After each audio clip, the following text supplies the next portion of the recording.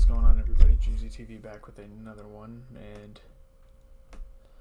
in this video we are going to be discussing the second episode of Season 3 of The Walking Dead. Now, this comes off the revelation that there are people living in this prison that they found. Obviously, if you haven't watched that episode, you probably should, because it's getting pretty good.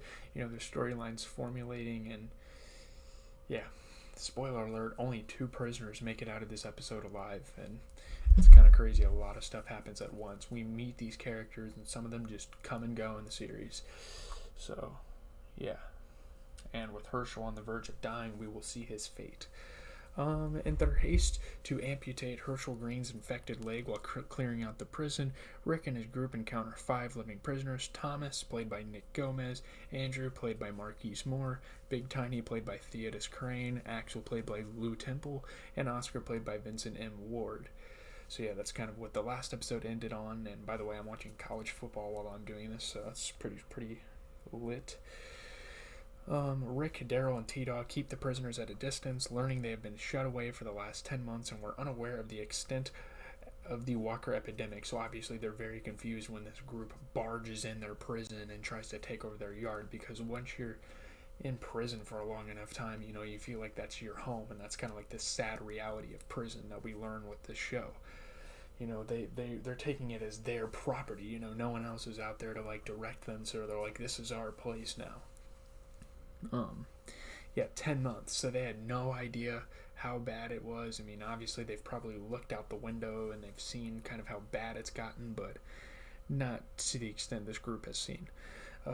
Thomas believes the prison should be theirs, but Rick asserts that since they spilled blood to clear it, the prison belongs to Rick's group, which again is kind of like the dictator part of Rick shining through that he's been portraying throughout the series, or over the last couple of episodes, because really once Season 3, it was like a flip of the switch for Rick. All of a sudden he's just this dictator, this tyrannic figure for the group.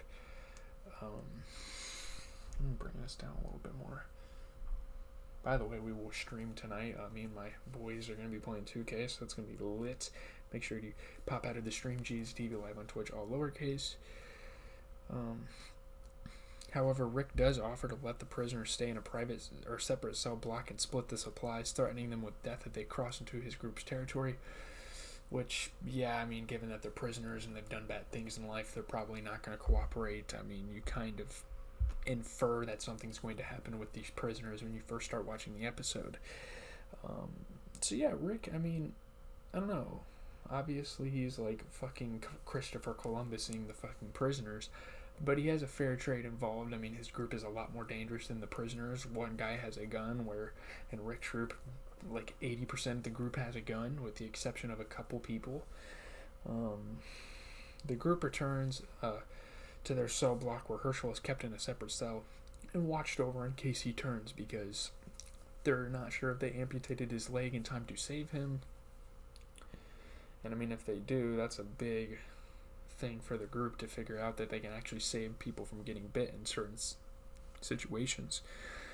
So yeah, they're still waiting to see if Herschel turns, or if he's either going to turn or he's going to be a human. So that's their indicator. Rick keeps the prisoners in a locked cell temporarily so they can kind of get things figured out. Rick later tells Lori he does not trust the prisoners and considers killing them. Like, he doesn't want to compromise anymore. He literally wants to go up to them and kill them. I mean, that's something Rick would definitely do. That's very characteristic of him. Rick offers to help the prisoners clear a cell block, and he, Daryl, and T-Dog provide them melee weapons as they show them how to fight off walkers. You gotta go for the head. I mean, the prisoners kind of learn that quickly as they're like progressing through the cell block. At first they're like stabbing them in the heart and the gut, thinking it's going to kill them. These zombies don't have a heart, they have a brain. That's literally it.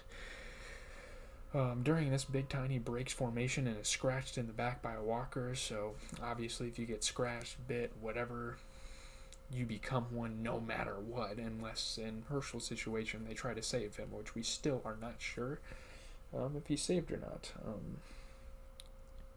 Unable to save Big Tiny as they had with Herschel, Thomas hacks at Big Tiny with an axe mercilessly to kill him, making Rick and the others uneasy. They're like, oh my goodness. I mean, this Thomas guy, he's giving off red flags very early on in our interaction here. Like, they don't know how to feel about him. And yeah, I mean, it's warranted. I mean, the man's out here mercilessly stabbing a guy that used to be a colleague, pretty much. A guy that used to share a prison block with him, you know?